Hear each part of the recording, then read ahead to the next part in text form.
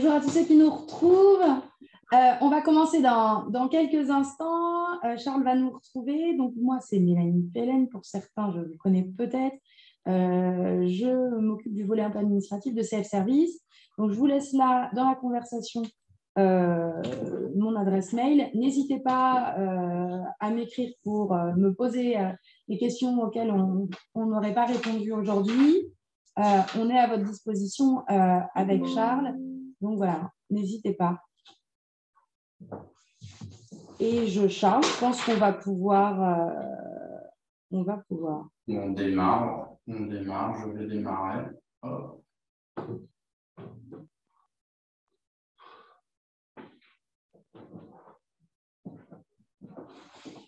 Allez, c'est parti. Donc, je vais vous présenter ECF Service. ECF Service, c'est la coopérative du syndicat ECF qui a été créée par Jean Sapor en 2018, à une époque où là aussi le Conseil national était dirigé par l'IFEC et leur priorité, vous le savez bien, ce n'était pas de fournir des outils à l'ensemble des cabinets, puisque les groupes peuvent tout à fait se les créer eux-mêmes. Donc Jean a dit, puisqu'ils ne font pas, nous on va le faire. Et c'est comme ça qu'est né ECF Service. Alors oui, pour rappel, vous avez dans l'onglet discussion en haut, vous pouvez poser toutes les questions. Mélanie m'arrêtera et me les posera en direct.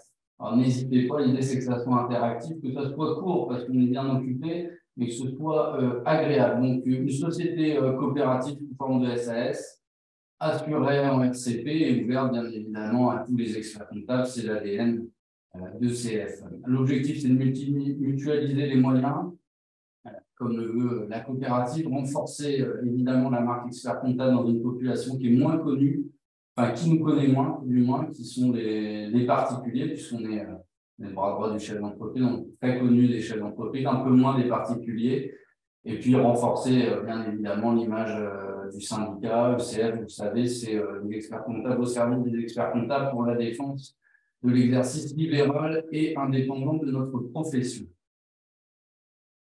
Alors, on s'est appuyé sur une plateforme existante en marque blanche. La première application, c'est donc le service à la personne qui vous permet de faire bénéficier à vos clients particuliers d'un crédit d'impôt de 50% pour tout ce qui va être administratif, déclaration d'impôt sur le revenu, IFI, mais pas que. La solution est entièrement nomade, ultra rapide. C'est plus rapide que de facturer par votre propre logiciel de gestion interne. On vous montrera tout ça un peu plus loin. Et donc, vos clients bénéficient d'un crédit d'impôt de 50%, ce qui est extrêmement avantageux. Alors, pour le client, bien évidemment, le crédit d'impôt. Vous avez également le crédit d'impôt famille, on en parlera un peu plus tard, qui est moins connu, mais qui est tout aussi intéressant. Pour le cabinet, ça permet de proposer de nouveaux services aux clients. Ça permet aussi de facturer des missions qu'on avait tendance à soit pas facturer, soit sous-facturer. Ça nous permet également de décorréler la mission d'impôt sur le revenu de la mission traditionnelle. Vous savez qu'on a l'obligation, bien souvent, et moi aussi, ça nous arrive d'inclure la mission d'impôt sur le revenu avec la mission traditionnelle. Là, ça va vous permettre de la décorréler. Quand on voit la complexité grandissante des déclarations d'impôt sur le revenu, je crois que ça mérite une facturation complémentaire. Donc, les clients, c'est très simple, vous leur dites, voilà, on n'a plus le droit de tout englober, mais par contre, on a pensé à vous, on vous a trouvé une coopérative et sur les honoraires qu'on va vous facturer, vous allez en avoir 50% remboursés directement par les impôts. Pour ECF, proposer un outil mutualisé, ça je l'ai déjà dit. Alors, pour les particuliers, on a donc le service à la personne classique, type femme de ménage ou garde d'enfant. Plus utile dans la déclaration d'impôt sur le revenu que dans les gardes d'enfants ou le ménage.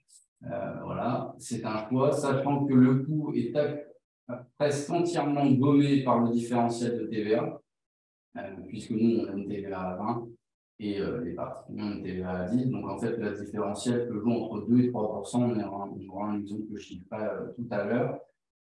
Pour les entreprises, on a le dispositif Borloo, ce qu'on appelle le crédit d'impôt famille, qui est moins connu, qui était plafonné à 1 830 €. Maintenant, on a un peu plus de 2 000 €. Ça va être en gros un chèque, grosso modo, emploi-service pour les salariés et pour le dirigeant. et ça donnera en plus d'être entièrement déductible, soit de l'IS, soit de l'impôt sur le revenu, d'un crédit d'impôt de 25%, ce qui n'est pas négligeable et ce qui est un formidable outil aussi pour fidéliser les salariés. Alors, les prestations éligibles à la coopérative.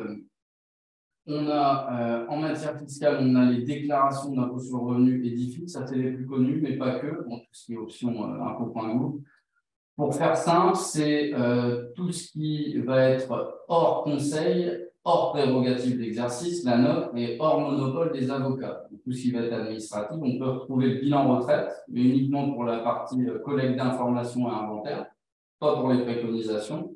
Les dossiers retraite, on en a de plus en plus, surtout quand il y a des réformes des retraites, ça passe entièrement, suivi de gestion de patrimoine, compte de particulier, en étude dans les comptes de tutelle ou curatelle. Donc, bilan retraite, bilan patrimonial également, mais pour tout ce qui va être collecte d'informations, inventaire et non pas pour les préconisations.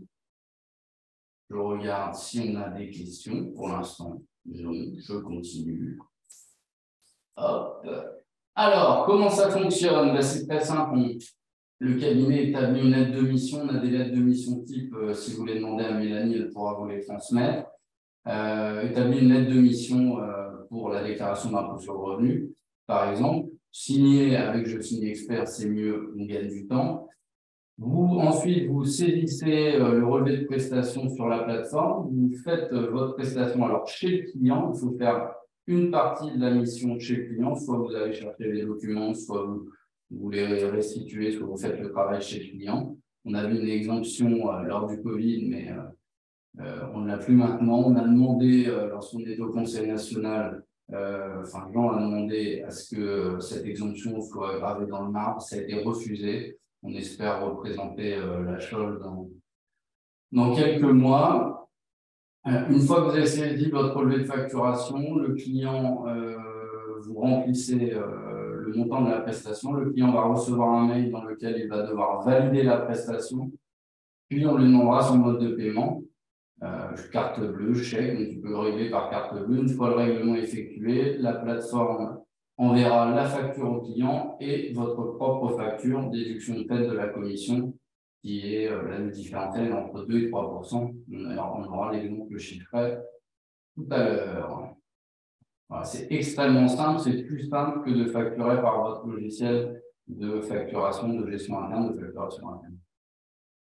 Alors, la rédaction de la lettre de mission, je vais aller très très vite. Là, on a fait un peu de pub pour le signe expert. Si vous ne l'utilisez pas encore, faites-le. C'est un gain de temps énorme. Moi, même les clients qui viennent au cabinet signer leur lettre de mission, on signe sous format électronique. Ça en jette pas mal et c'est extrêmement efficace et extrêmement rapide. Voilà, donc lettre de mission, je signe expert, pas de souci. Là-dessus, vraiment, je vous encourage, ceux qui n'utilisent pas encore, à l'utiliser très rapidement. Ensuite, vous créez votre nouveau client, donc très simple, prénom, nom, email, adresse, code postal, ville, numéro de téléphone mobile, parce qu'il faut une double vérification, une par mail, une par mobile. Vous remplissez, vous créez la prestation. Alors, c'est très simple, il n'y en a qu'une, c'est assistance administrative à domicile. Vous indiquez la date de début. Charles, je me permets de t'interrompre parce qu'on a deux questions en attente. On a deux questions en attente. Vas-y, Mélanie. Alors, on a un des participants qui nous demande que pour notre comptable du cabinet, va-t-on pouvoir exporter les écritures comptables? Alors, c'est une question qui revient régulièrement. Non, actuellement non. Par contre, vous pouvez très bien la facture l'imprimer, l'osériser et qu'elle s'intègre directement dans votre compta. Pour l'instant, c'est pas le cas, mais on va demander à ce que on pousse la chose. Alors, sachant que tout dépend du volume que vous faites, mais oui, ça pourrait être utile. Mais pour l'instant, non, c'est pas possible. Et la deuxième question, l'enregistrement des données se fait où? Accessible uniquement au cabinet? Alors, les données. Il n'y a pas plus de précision. Oui, il faudrait préciser, monsieur le spectateur anonyme, votre question. Quelle est la position de CF sur le principe de service à domicile pour une déclaration réalisée au cabinet? Ben non. Ben, la position, il vient de la donner, Charles. Hein. Pour le coup, on est obligé de se déplacer. On est obligé de se déplacer chez le client. C'est le concept plus simple. Ouais, S'il n'y a pas de déplacement à domicile, on prend plus qu'un risque. Ouais, on n'a pas le droit au crédit d'impôt. Alors, il faut faire une partie de la mission à domicile.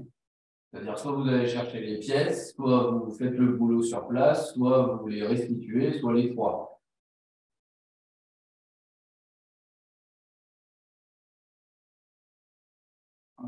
Exacob dit qu'on peut le faire. Ben, Exacob se trompe. Non, ça a été toléré pendant le Covid. Ça a été toléré pendant le Covid, mais maintenant, d'ailleurs le crédit d'impôt, c'est pour service à domicile, comme son nom l'indique, il faut qu'il y ait une partie qui soit faite à domicile. Après, chacun prend son risque, sachant que dans les lettres de mission, il est précisé qu'il y a un déplacement, il y a une partie de la mission qui est faite à domicile.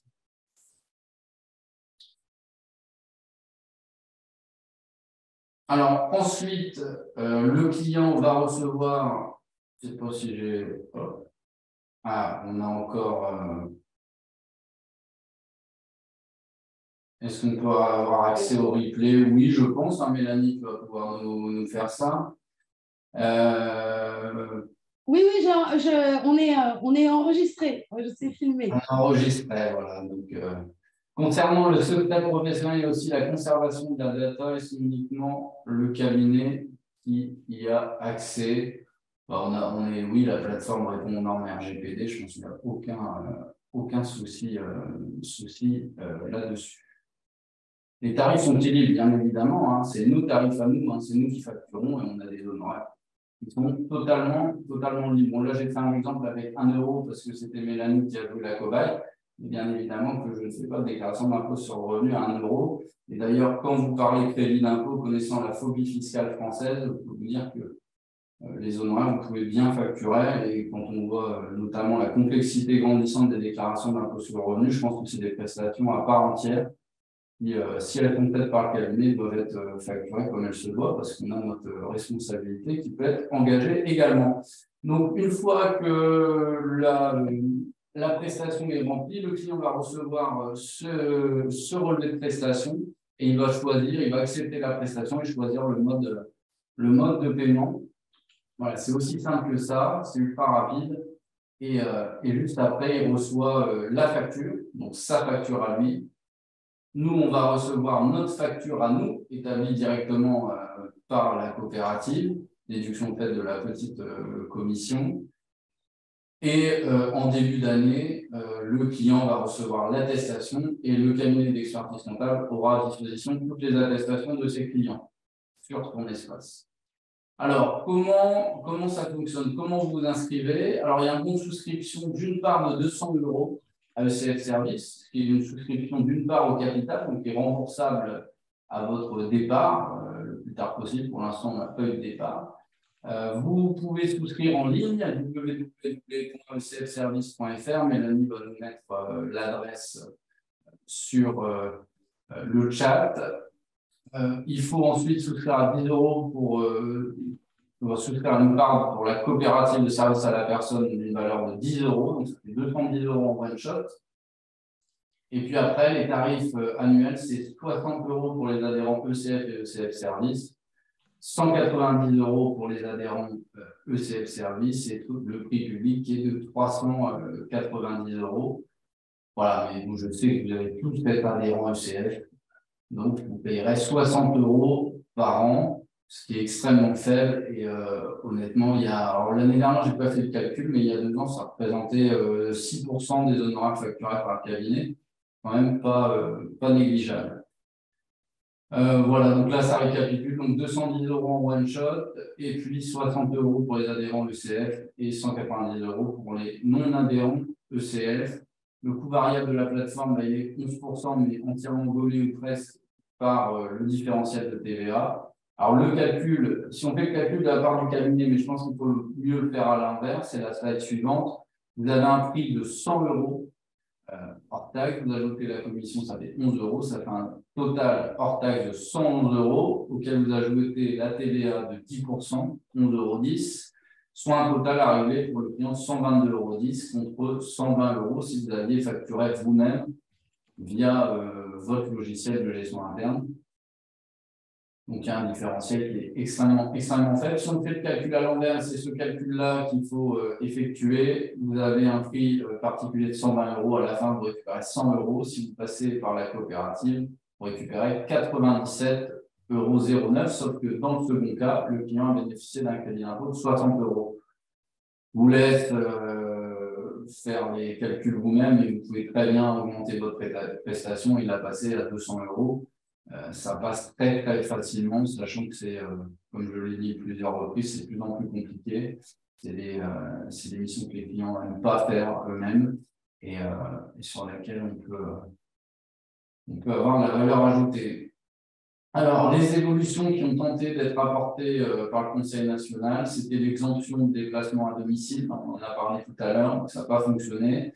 Par contre, la commission juridique a validé le principe. Et puis, Jean avait pour objectif de créer une mission pour les comptes de tutelle et curatelle, c'est-à-dire qu'au-delà d'un certain montant, les comptes de tutelle et de curatelle auraient nécessité la signature d'une personne de confiance et de responsabilité, qui est l'expert comptable. Voilà, un petit point sur les chiffres, mais ils ne sont pas à jour, c'est les chiffres 2021. 2022, on doit être à 400 adhérents et le total du TTC des prestations facturées doit avoisiner les 5 millions d'euros TTC via ECF Service. Donc, c'est quelque chose qui fonctionne bien, qui est très rapide, très simple à prendre en main. Dès que vous adhérez, vous allez avoir une petite formation d'une demi-heure dans laquelle on va vous expliquer tout ce qu'il faut, tout ce que vous pouvez facturer et comment ça fonctionne. Mais c'est comme tout outil, il faut l'utiliser. Une fois que vous avez l'utilisé, ça va fonctionner. Il ne faut pas hésiter à mobiliser vos équipes parce que quand vous devenez adhérent, après vous bénéficiez d'une formation individuelle pendant dire 1 heure, 1 heure et demie, selon les difficultés et les questions que vous pouvez avoir. N'hésitez pas à mettre vos équipes dans la boucle parce que plus vous les sensibilisez eux, plus ça marchera. Parce que souvent, ça peut être ça le risque. C'est que l'idée est super et il faut vraiment s'en servir parce que ça fonctionne très bien et on n'a que des bons retours. Vous me permettez de t'interrompre. Oui, tu as bien raison, Mélanie. Non, mais tu as raison de compléter parce qu'on s'aperçoit, mais comme tous les outils, moi j'avais fait mon mémoire sur la transition numérique il y a 5 ans maintenant, on dit, ou on grandit. En fait, on se rend compte qu'on a tous plein d'outils, mais on ne les utilise pas. Et celui-là, honnêtement, il est vraiment extrêmement simple. C'est de la valeur ajoutée, c'est de la satisfaction client, c'est des honoraires en plus. Donc, il faut vraiment saisir l'occasion. Et c'est vraiment très facile. Si vous testez et que ça ne vous plaît pas, vous pouvez m'appeler. Je vous rembourse tellement je suis sûr de ce produit. Et comme toutes les choses, c'est par argent ça force, souvent, c'est très utile à la profession. cfjedéclare.com. Alors, qu'est-ce qu'on va faire, Mélanie, de beau avec ECF Service? C'est pas fini.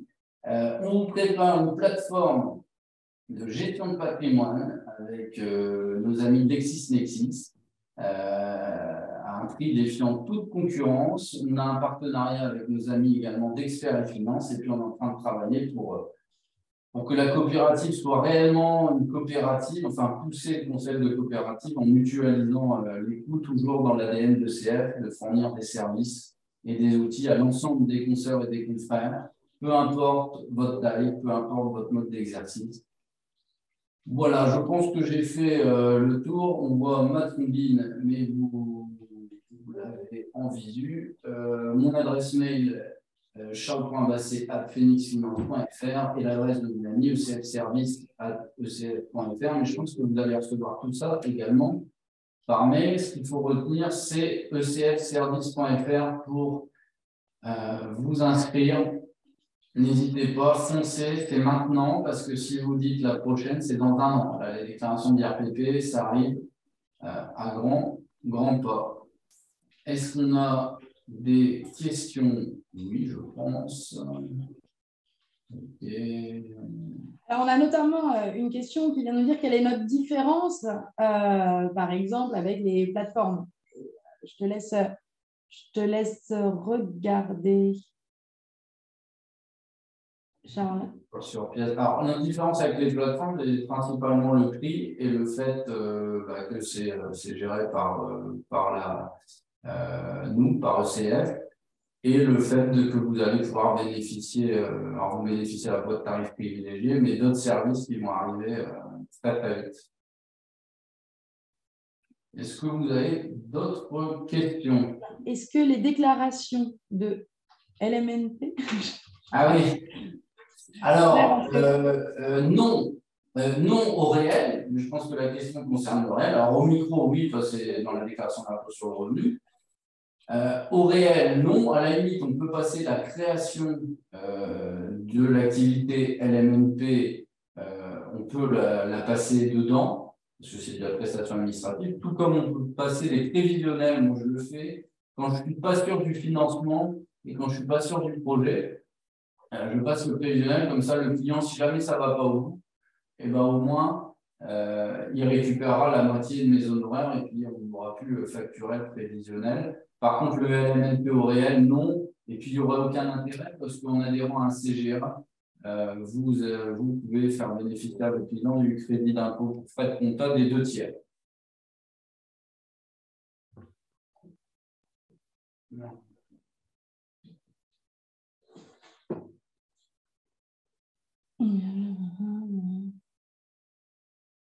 On n'a pas eu de retour. Je vois une question sur quelqu'un qui a eu une difficulté avec Exacom. On n'a pas eu de retour en ce sens. Donc, je vais me renseigner. Je vais me renseigner de mon côté. Mais pour le moment, et s'il y avait des difficultés, je pense que je serai une des premières informées.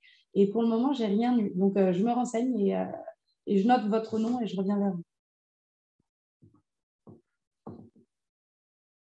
Est-ce que vous avez d'autres questions, mes amis? Que vous avez hâte de finir la période fiscale? Est-ce que vous avez fini la période fiscale? Verrez-vous le crédit d'impôt pour le dirigeant de 25%? Oui, et c'est pour ça qu'on a choisi cette coopérative, c'est parce que c'est ouvert aussi au crédit famille. Et le crédit d'impôt immédiat, alors est-ce qu'il est effectif? Je crois, mais ça passe en fait le système. Moi, je ne l'utilise pas pour l'instant, mais normalement, s'il fonctionne en général, il fonctionne dans la coopérative. Le principe est le suivant, il faut créer un compte URSSAF. Et en fait, c'est l'URSSAF qui va prélever le client et uniquement de la moitié, et c'est l'URSSAF qui va payer la prestation. Et pour ça, il faut remplir des informations supplémentaires, notamment le RIB, et créer le compte URSSAF. Pour la partie entreprise Borloo, ceci consiste en quoi exactement? En fait, c'est un montant, je crois que c'est 2130 € maintenant, enfin 2000 € environ, qui peut être payé par l'entreprise pour du service à la personne, un peu un chèque service à la personne, pour que le salarié que le dirigeant utilise pour sa femme de ménage, pour sa déclaration d'impôt sur le revenu, pour le jardinage.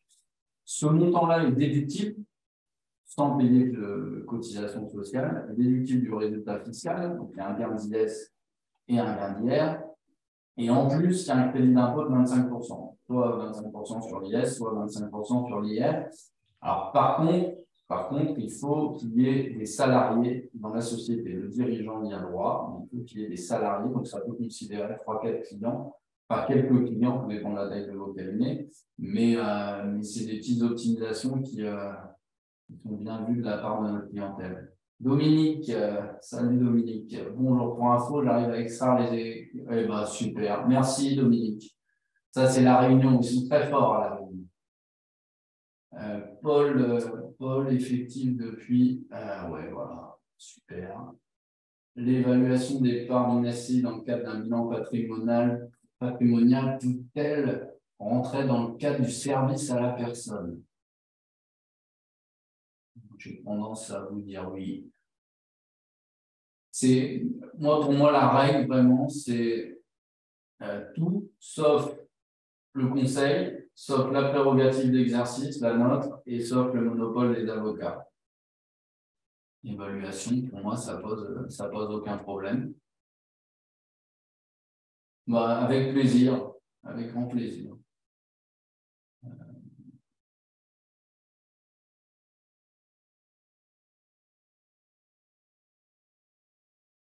Je crois qu'on a vu toutes les questions. N'hésitez pas, je vous dis, s'il y en a d'autres, à m'écrire. Je me ferai un plaisir de relayer ça à Charles ou de répondre en direct. De toute façon, je vais envoyer le support à toutes les personnes qui étaient inscrites sur les adresses mail que vous avez données. Et comme ça, vous aurez mon mail aussi. J'enverrai le replay. Ça prend un certain moment, donc je vous envoie ça dans l'après-midi. Ou au pire demain. Et n'hésitez pas à revenir vers nous, on est disponible et on est là pour répondre à vos questions et pour aller plus loin s'il faut. Pour M. Bilco, la déclaration 2072 pour SCI transparente associée de personnes physiques, j'ai envie de dire, s'il n'y a pas de tenue comptable, c'est bon, mais c'est un peu touchy. En plus, s'il y a des revenus fonciers, autant le déduire des revenus fonciers. Après, oui, si c'est une simple déclaration à néant, vous cochez éventuellement, mais il ne faut pas que ça soit notre prérogative d'exercice, et jusqu'à preuve du contraire, la tenue comptable fait encore partie de notre prérogative d'exercice. Donc voilà, s'il n'y a pas de tenue éventuellement, s'il y a une non, et je ne le ferai pas trop. Voilà. Si c'est OK pour vous, il ne me reste plus qu'à vous remercier. C'est un excellent moment avec vous. Bonne fin de période fiscale, bon courage. Et n'hésitez pas, on est à votre disposition. Salut tout le monde, au revoir Charles.